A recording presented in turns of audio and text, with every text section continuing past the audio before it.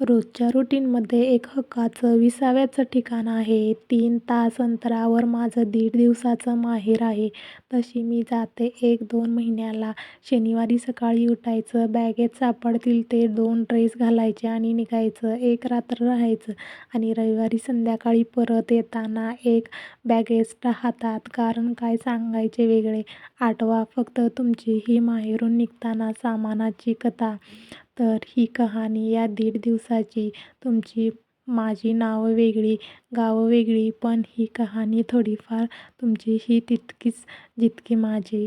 ही जेवढी एका लग्न झाल्यावर दुसऱ्या गावी सासर असणाऱ्या मुलीची, तितकीच मूळ गाव सोडून नोकरीला दुसऱ्या गावी गेलेल्या मुलांची सुद्धा.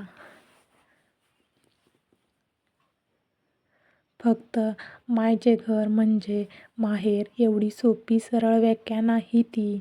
फारच कंगोऱ्या आहेत याला. लहानाचे मोठे झालो ते घर, तिथल्या आठवणी, सगळे माहेरचे नातेवाईक, सासरचे खूप सारे नातेवाईक, भरपूर मित्र, सगळेच आहेत. इथे माहेरच्या गावाला शाळा, कॉलेज, ऑफिस, क्लास आणि गप्पांचे कट्टे सगळेच आहे इथे. इथल्या हॉटेलमधील जेवण चविष्ट की गप्पा चविष्ट हा एक जागतिक चर्चेचा विषय आहे. जी कथा हॉटेलची तीच शॉपिंगची. एवढंच काय, माझी शिंपी, डेंटिस्ट, पार्लरवाली आणि असे बरेच वाले अजूनही इथेच आहेत. या सगळ्यांना बसवायचं असतं 1.5 दिवसात. काही भेटतात, काही रुसतात, काही समजून घेतात. कोणाला भेटायचं? असा प्रश्न आयुष्यात पडण्यापेक्षा वेळ कमी पडला म्हणून भेटता आलं नाही हेच जास्त छान.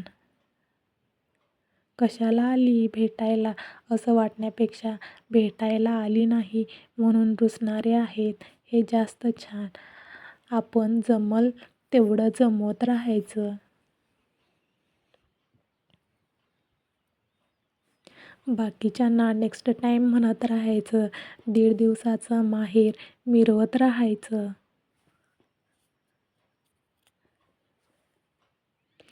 आपला जीव सगळीकडेच अडकतो हेही सोडवत नाही आणि तेही.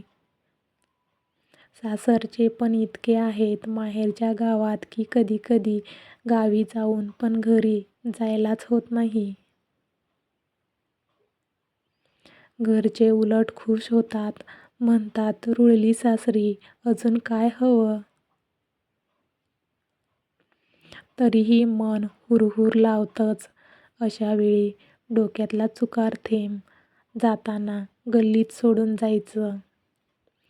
3 तास मनात घर आठवत राहायचं. अशावेळी माहेरच्या गल्ल्या सुद्धा आधार देतात. जुने क्षण आठवून उगाच हसून जातात.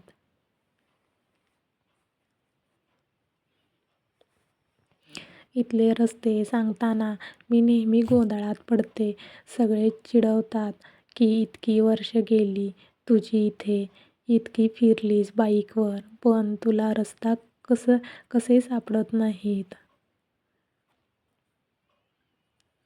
काय सांगू, इथल्या रस्त्यावर ढीगभर आठवणी सोडल्या आहेत. त्या आठवणींच्या पाठीमागे जाताना 4 गल्ल्या पुढे गेलेले असतो आणि मग सगळंच हरवल्यासारखं वाटतं. रस्ताही आणि आठवणीही.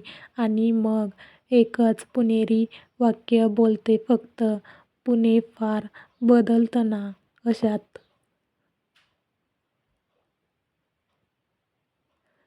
आपलं म्हणजे कसं 1.5 दिवसाच्या गणपतीसारखं एकच आरती, त्यातच सगळ्यांना बोलवायचं. तेव्हाच वाटायचा प्रसाद, तेव्हाच दाखवायची आरास, बाप्पाला मनात साठवायचं ते पण तेव्हाच. आणि पुढच्या वर्षाची आरतीची ही स्वप्न रंगवायची ती पण तेव्हाच.